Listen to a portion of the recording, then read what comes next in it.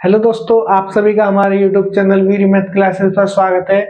हमारा टॉपिक चल रहा है भारत का संवैधानिक विकास। इस पर हमने पहले भी एक वीडियो बनाया है।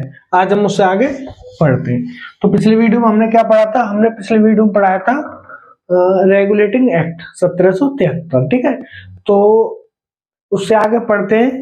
जब वो रेगुलेटिंग एक्ट जिन लोगों ने रेगुलेटिंग एक्ट को बनाया था जिन लोगों ने रेगुलेटिंग एक्ट को बनाया था उनके अनुसार रेगुलेटिंग एक्ट में कुछ कमियां रह गई थी। उन कमियों को दूर करने के लिए 1781 में एक संशोधित अधिनियम पारित किया गया था। 1781 में एक संशोधित अधिनियम पारित किया गया था। तो उस अधिनियम का क्या नाम था? उस अधिनियम का नाम था act of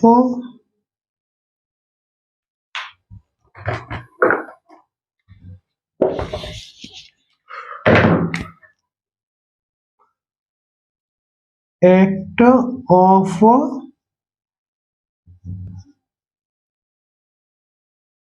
settlement. Act of settlement 1781।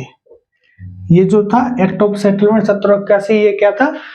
Regulatory act में जो कमियां रह गई थी उन कमियों को दूर करने के लिए 1781 ईस्वी में एक संशोधित अधिनियम पारित किया गया था, जिसको नाम दिया गया था एक्ट ऑफ सेटलमेंट 1781। ठीक है, आप उसके बारे में केवल आपको इतना ही है। क्वेश्चन कैसे आ जाएगा?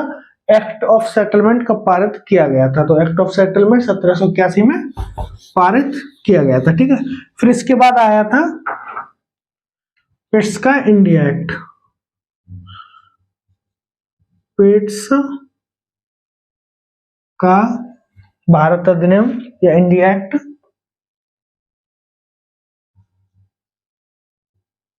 इंडिया एक्ट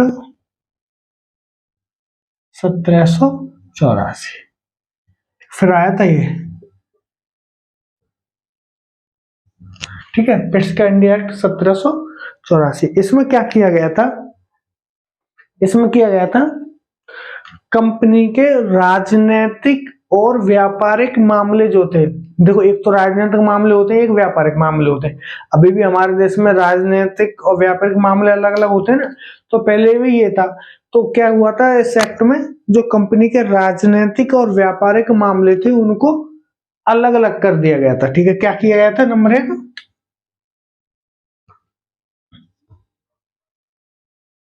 राजनीतिक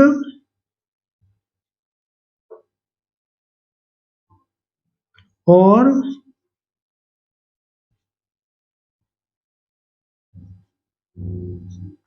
व्यापारिक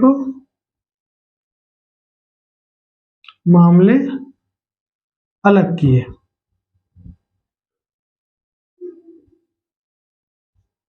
ठीक है, राजनीतिक और व्यापारिक मामले अलग किए। और इनके लिए क्या किया गया था? आपने पहले ही पढ़ा होगा, हमने पहले पढ़ा था ना, court of director. Court of director जो थे वो पहले कंपनी के सारे मामले देखते थे। जो कोर्ट ऑफ डायरेक्टर थे वो पहले कंपनी के सारे मामले देखते थे।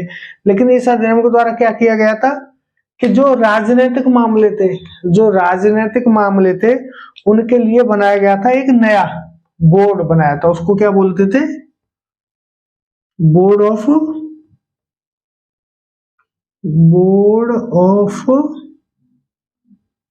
कंट्रोल।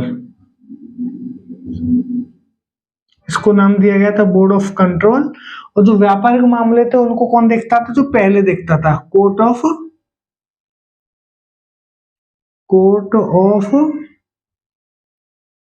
डायरेक्टर। ठीक है, कोर्ट ऑफ डायरेक्टर्स। इसको क्या बोलते हैं? निदेशक मंडल। और ये इसको बोलते हैं नियंत्रक मंडल। ये हिंदी में क्या बोलते हैं? इसको निदेशक मंडल और इसको बोलते हैं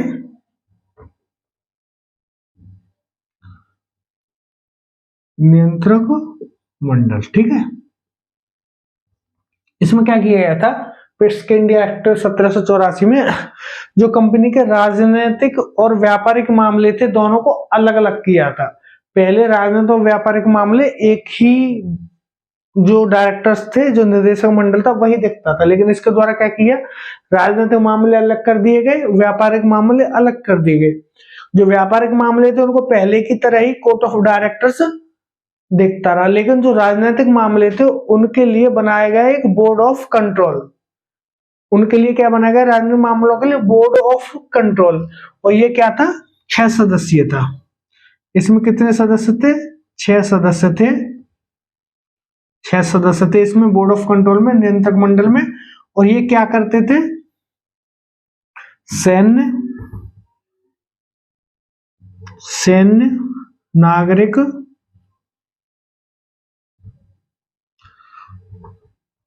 तथा राजस्व। सैन्य, नागरिक तथा राजस्व के जो मामले थे उन पर इनका पूरी तरह से नियंत्रण कर दिया गया था। ठीक है, अब एक चीज देखो, राजनीतिक मामले के लिए बोर्ड ऑफ कंट्रोल बना दिया, वो सैन्य मामले भी देख रहा है, नागरिक मामले भी देख रहा है और राजस्व मामले भी देख रहा है। तो इससे क्या हुआ, जो कंपनी थी, वो पूरी तरह से ब्रिटिश सरकार के कब्जे में आ गई थी। मतलब पूरी तरीके से कंपनी पर ब्रिटिश सरकार का नियंत्रण स्थापित हो गया था। इस एक्ट के द्वारा कंपनी पर पूरी तरह से ब्रिटिश सरकार का नियंत्रण स्थापित हो गया था। ठीक है,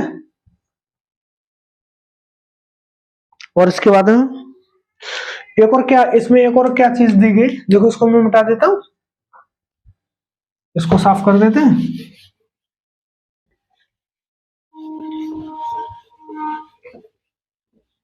ये तो पहला पॉइंट हमने बता दिया था। दूसरा पॉइंट में क्या लिख देते हैं, दूसरे पॉइंट में लिख देते हैं, कंपनी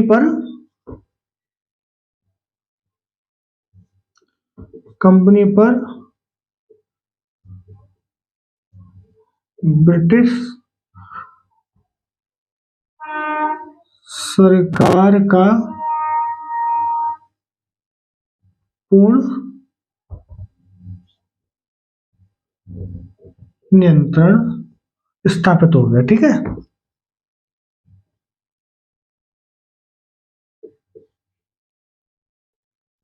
स्थापित हो गया। अब नंबर 3 में इसके लिए अगला पॉइंट लिख देते हैं हम। इसमें क्या गया था, अब देखो, पहले कंपनी थी, वो भारत पर शासन कर रही थी। लेकिन अब क्या हो गया, कंपनी की जगह पर ब्रिटिश, एक देश का भारत पर शासन हो गया। कंपनी नहीं रही, अब यहाँ पर क्या आ गई, ब्रिटिश सरकार। तो एक देश का भारत पर अधिकार हो गया। तो इसमें क्या बोला गया, कंपनी के आधिपत्य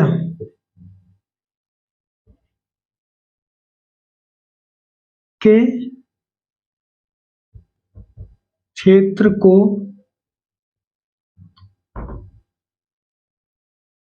पहली बार ब्रिटिश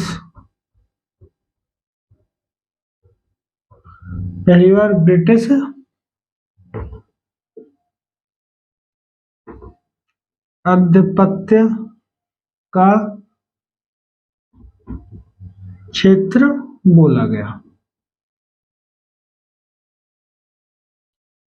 ठीक है, अभी तक क्या था, अभी तक जो भी भारत पर जो क्षेत्र थे उनको कंपनी के क्षेत्र बोले जाते थे। इस एक्ट से पहले क्या बोला था, ये कंपनी का अधिकार क्षेत्र है। लेकिन इसके बाद क्या हो गया, जो कंपनी का जो अधिकार क्षेत्र था उसको क्या बोला गया, वो ब्रिटिश आधिपत्य का क्षेत्र बोलेगा। मतलब वो जो है वो ब्रिटेन का हिस्सा है, वो भारत का क्षेत्र नहीं है, वो कंपनी का हिस्सा नहीं है। अब वो उस पर कब्जा जो है वो ब्रिटेन की सरकार का है। इसका मतलब है ब्रिटेन की सरकार का उस पर कब्जा है। ब्रिटिश आधिपत्य का क्षेत्र पहली बार कब बोला गया, भारत के कंपनी के अधिकार क्षेत्र को ईस्ट इंडिया एक्ट 1784 के द्वारा। तो आपको ये पॉइंट भी इसमें याद रखना है। ठीक है, अब इसमें एक पॉइंट और आपको बता देता मैं, इसमें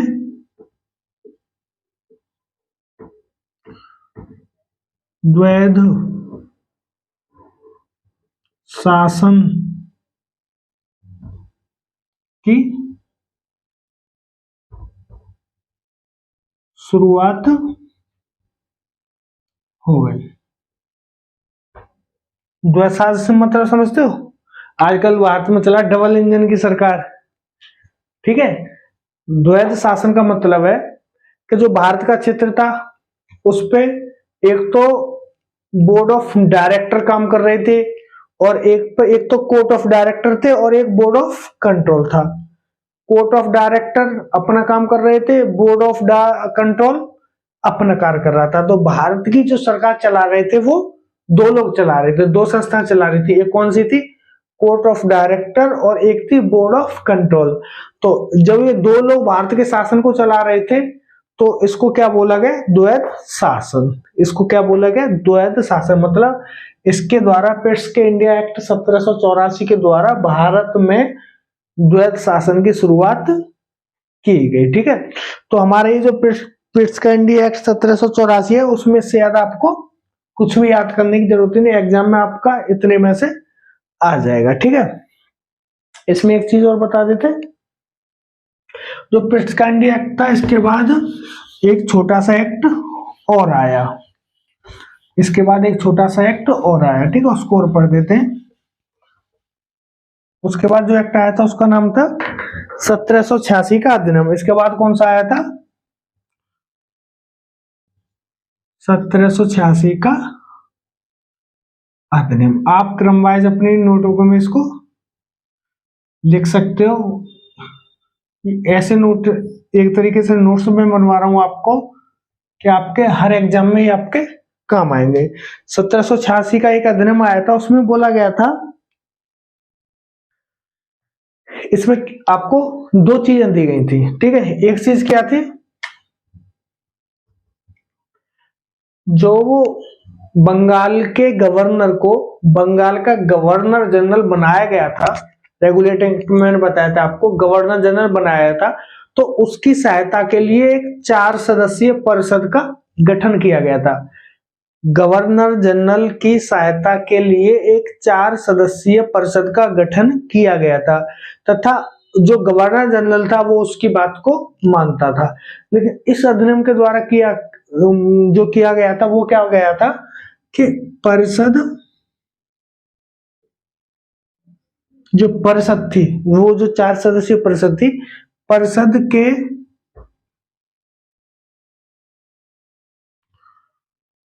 फैसले को वो नहीं मान सकता था। मानने के लिए वो जरूरी नहीं था कि वो परिषद के फैसले को माने। तो परिषद के फैसले को गवर्नर जनरल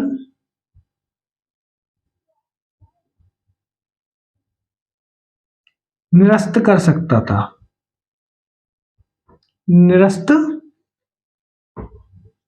कर सकता था। इस एक्ट के द्वारा बोला गया था। एक क्या बोला गया था? जो सहायक परिषद थी, जो 4 सदस्यीय परिषद रेगुलेटिंग एक्ट के द्वारा गठित की गई थी, तो उसके जो फैसले थे वो जो मिलके जो फैसले देती थी, उसके फैसले को गवर्नर जनरल निरस्त कर सकता था। उसको ये शक्ति इस वाले अधिनियम के द्वारा दी गई थी। 1786 के अधिनियम के द्वारा गवर्नर जनरल को ये शक्ति दी गई थी। और दूसरा उसको और क्या शक्ति दी गई थी? प्रधान सेनापति बनाया गया उसे, प्रधान सेनापति की शक्ति मिली। गवर्नर जनरल को प्रधान सेनापति की शक्ति मिली थी। जो भी सेनाएं होती थी उनका जो प्रधान था उसकी शक्ति किसको मिल गई थी? गवर्नर जनरल को। प्रधान सेनापति एक तरह से आज जो हमारे राष्ट्रपति होते हैं, हमारे प्रधान सेनापति रहते हैं सेना के, इसी तरीके से जो गवर्नर जनरल था उसको सभी सेनाओं का प्रधान सेनापति बना दिया गया था। ये शक्ति इसको मिली थी। और ये दोनों शक्तियां मिलने वाला पहला गवर्नर जनरल कौन था? गवर्नर जनरल कौन?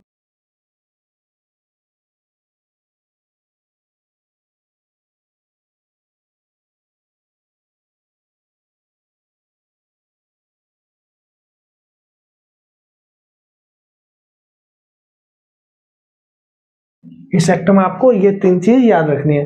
परिषद के फैसले को गवर्नर जनरल निरस्त कर सकता था, दूसरा प्रधान सेनापति की उसको शक्ति मिली थी, और ये दोनों ही शक्ति मिली जनरल था वो था लॉर्ड विलियम बेंटिंक। आज के वीडियो में हमारा बस इतना ही। अगर आपको हमारा वीडियो अच्छा लगता है, आपके समझ में आता है, और अगर आप हमारा चैनल पहली बार देख रहे हैं तो हमारे चैनल को सब्सक्राइब करें, कमेंट तथा लाइक करके हमको जरूर बताएं कि आपको हमारा वीडियो कैसा लगता है। ठीक है, और अगर आप हमारे वीडियो को पसंद कर रहे हो, हमारे चैनल को सब्सक्राइब कर रहे हो, तो शेयर करके हमको दूसरे लोगों तक पहुंचाने में हमारी मदद करें। जय हिंद, धन्यवाद।